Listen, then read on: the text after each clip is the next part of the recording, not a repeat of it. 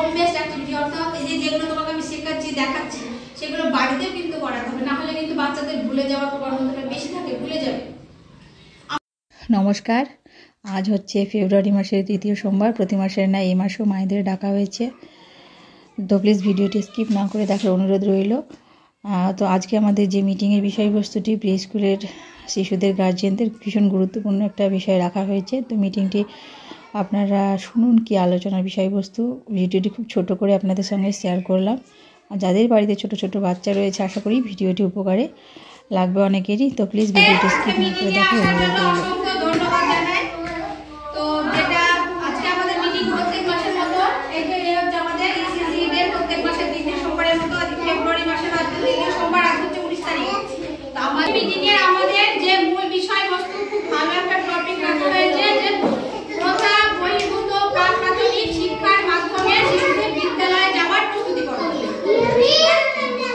আমরা মিটিংটা শুরু করার আগে বিস্তারিত যাওয়ার আগে একটা খেলা খেলবো, ঠিক আছে? খেলা দিয়ে কিন্তু মিটিংটা শুরু করবো। খেলা শুধু কিন্তু খেলা নয়, খেলা দিয়ে আমাদের সিস্টেমটাই তাই।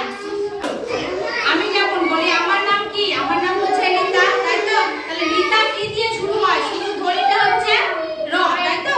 তাহলে এই র দিয়ে আরো অনেক কিছু শব্দ হয় তো, তাই না? র দিয়ে যেমন রাত হয়, র দিয়ে রানী হয়, র দিয়ে রাজা হয়, এরকম অনেক কিছু হয়। ঠিক সেই রকমই তোমার নাম কি? তোমার নাম কুরসিয়া। কুরসিয়া কি দিয়ে শুরু হচ্ছে? ক দিয়ে শুরু হচ্ছে। তাহলে ক দিয়ে আর কি কি শব্দ হয়? আরেকটা শব্দ হলো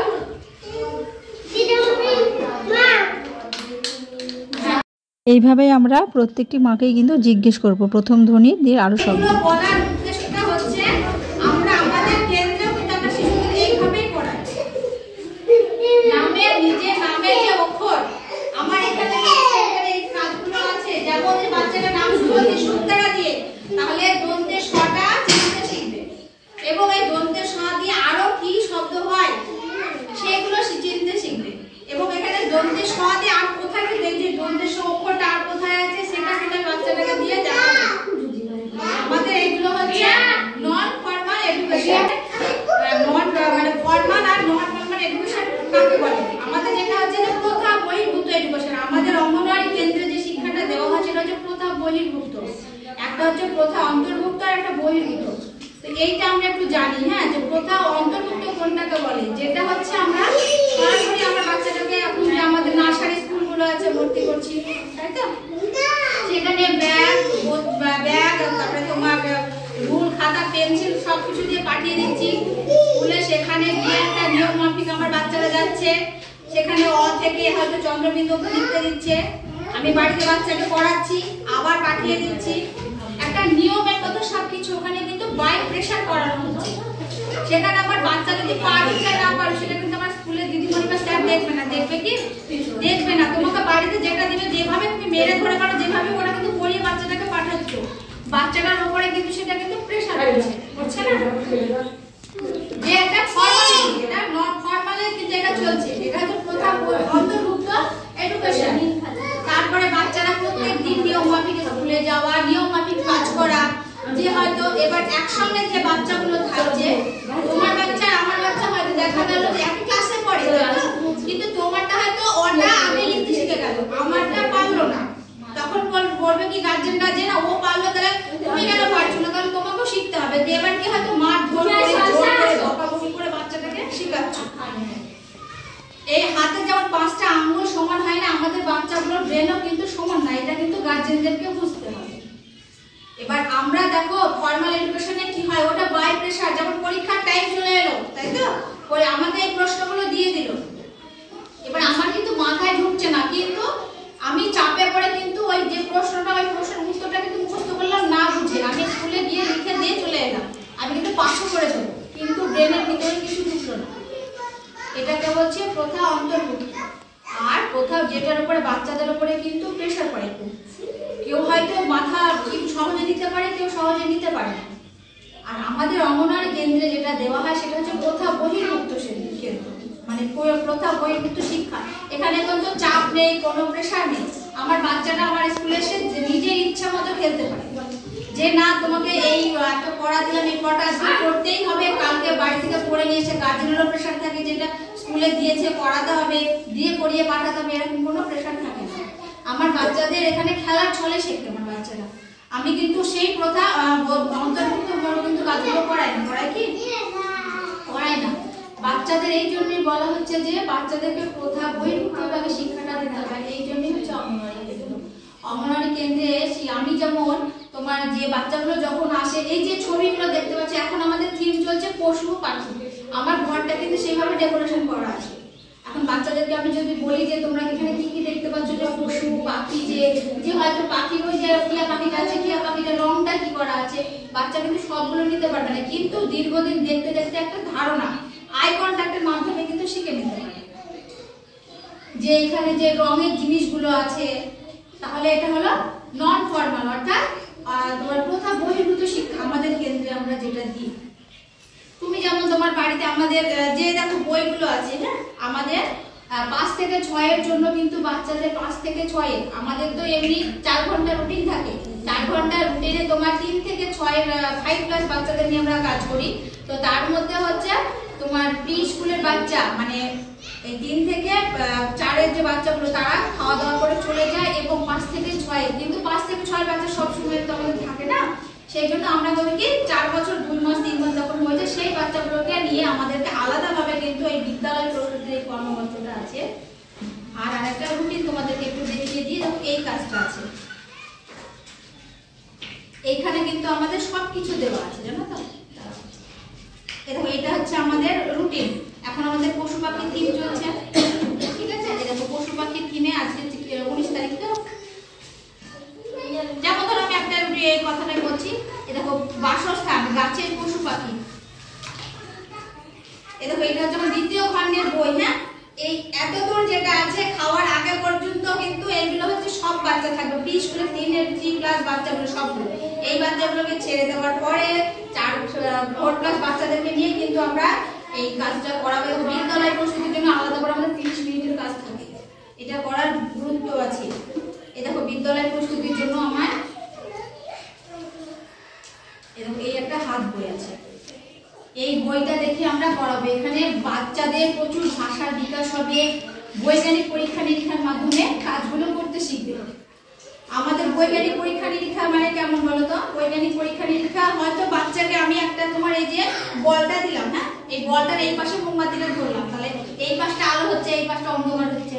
এবার আমি কিন্তু এটা কিন্তু দেখেই করাবো।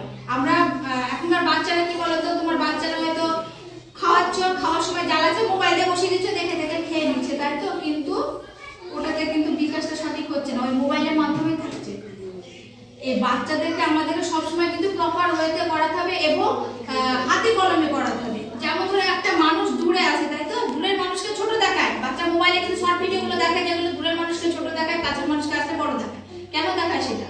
তাহলে সেটাকে আমাকে কিন্তু আমি যখন বাচ্চাকে কাছে আমার সঙ্গে নিয়ে করাবো, ওই মানুষটাকে দূরে দেখা যাচ্ছে, কেন দেখা যাচ্ছে? কারণ ও আমার থেকে চোখ থেকে আমার দূরে চলে যাচ্ছে, সেই জন্য আমি ছোট দেখাচ্ছে। আমার কাছে আসছে তখন তাকে আবার বড় দেখাচ্ছে।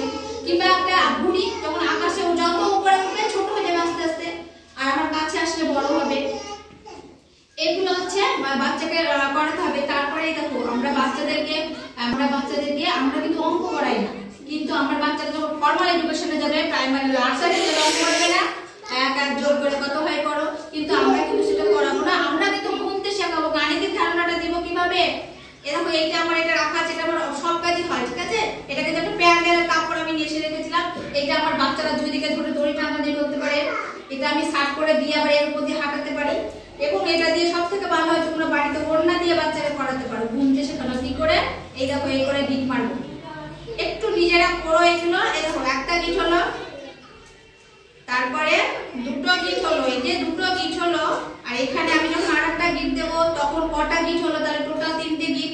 আবার তুমি একটা গিট খুলে দিয়ে এবার বলবা যে এবার কটা গিট থাকলো, 2টো গিট, তাহলে বিয়োগ যোগের গুণ কিন্তু আমার গণনার মাধ্যমে হয়ে গেল। অথবা আমি আমার মেঝেতে গোল দাগ দিয়ে, আমি যেটা করাই আমার বাচ্চাদেরকে, যে ওই গোল দাগ দিয়ে 1 2 3 4 এগুলো গুণানো।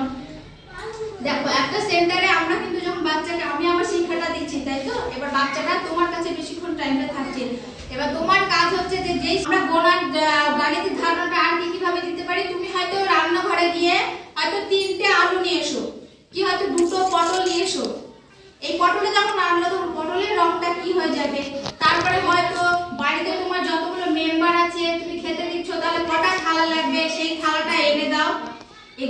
বাচ্চাদের বিকাশ খুব সুন্দরভাবে হবে, তাহলে একদম ব্রেনের উপরে চাপ পড়বে না।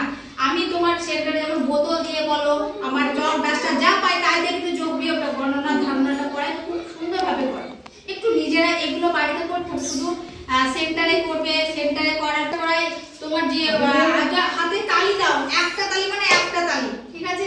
তারপরে 4 পায়ে হাঁটা, 4 পায়ে হাঁটা মানে কি বলো তো, হাত আর পায়ে ভাবে চলা, এগুলো কিন্তু আনন্দদায়ক খেলা। হ্যাঁ, তারপরে হচ্ছে কি হলো, চুপ করে বস।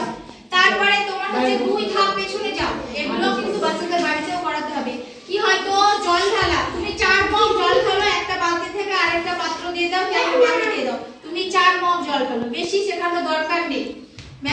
কি হয়তো 2 বালতি জল ঢালো, এই 2 মগ জল ঢালো। তারপরে তোমার আরেকটা খেলা আছে যেটা হচ্ছে আমরা হালকা পানি, যে জলে ডোবা কোন বস্তুটাকে গাছের পাতা দিচ্ছ আর একটা পাথর দিচ্ছ, পাথরটা কেন ডুবে গেল, এগুলো হচ্ছে বৈজ্ঞানিক পরীক্ষা নিরীক্ষা। পাথরটা দিলে তো ডুবে যাবে, তাহলে বাচ্চাটার মনে তখন প্রশ্ন করতে হবে, জিজ্ঞেস করতে হবে আমার বাচ্চাকে যে পাথরটা কেন ডুবে গেল, তাই না? তাহলে কিন্তু এর থেকে কিন্তু তার ভাষার বিকাশটাও হবে এবং বুদ্ধির বিকাশটা হবে। একটা যদি পাতা দিই, পাতাটা কেন ডুবলো না জানো? কিছু কিছু কথা আমাদের মনে হতে পারে যে এগুলো খুব সাধারণ জিনিস, এগুলো নিজেরা পড়া বাচ্চাকে তখন বুঝতে পারবে। এই যে পশু পাখির ধারণাটা বাচ্চাদেরকে আমি গোটা মাসটা দূরে করাচ্ছি, তাও কিন্তু এখনো ভুল করছে।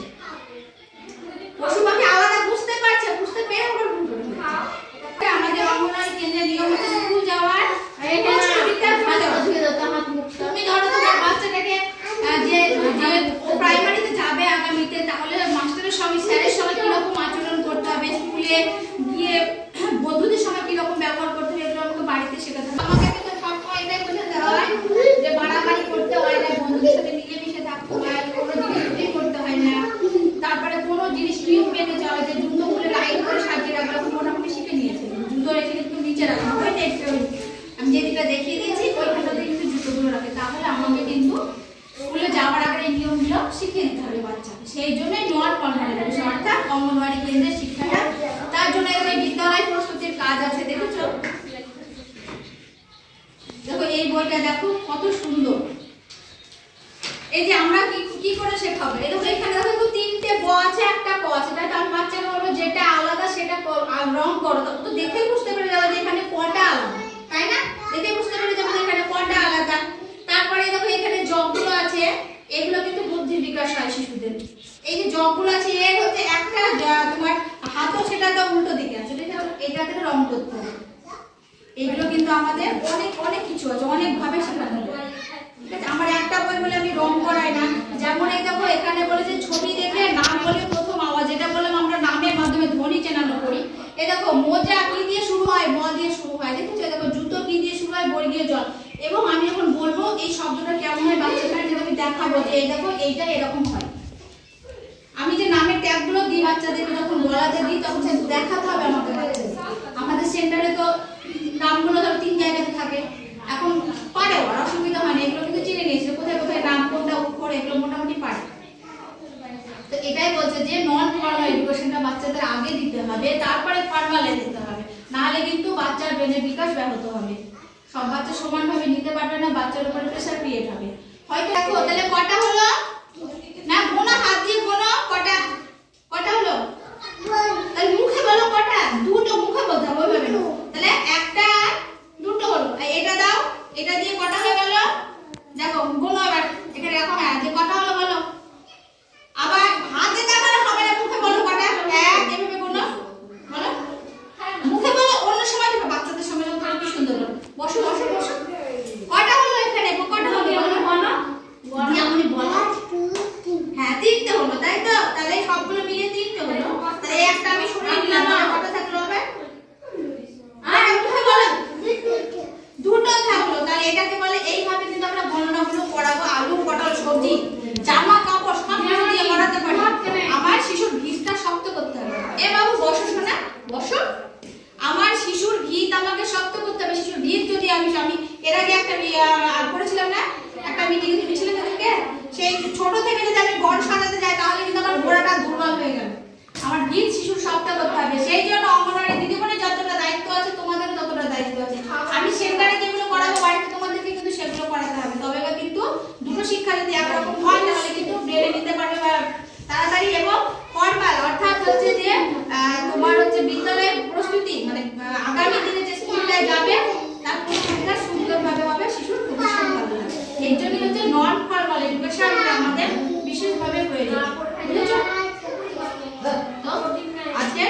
আমি এখানেই শেষ করছি। আর যে খেলাগুলো বললাম সেই খেলাগুলো কিন্তু করাতে হবে। হালকা ভারী ধারণা দেওয়া, তারপরে গোল করে গোলের মধ্যে দিয়ে যাওয়া, বুঝেছো দিদিমণি? হ্যাঁ, এইগুলো কিন্তু আমাকে, তাহলে কি বলতো, ওকে যে তুমি পড়াচ্ছ কিন্তু চাপ হবে না, বুঝেছো? না হলে কিন্তু তুমি গোল করে দিয়ে দেখো টুকটুক করে বলে দেবে 1 2 3, বেশি দূর যাবে না কিন্তু 5 একটা ছোট বাচ্চা। আর তুমি যদি বই খাতা নিয়ে বসো তাহলে কিন্তু বাচ্চার ক্ষেত্রে কিন্তু প্রেশার হয়ে যাবে বেশি। তুমি নন ফর্মাল এডুকেশনটা আগে দাও, তারপরে ফর্মাল এডুকেশনে যেতে হবে বাচ্চা শিখবে। সবাই একসাথে হাত তালি দাও।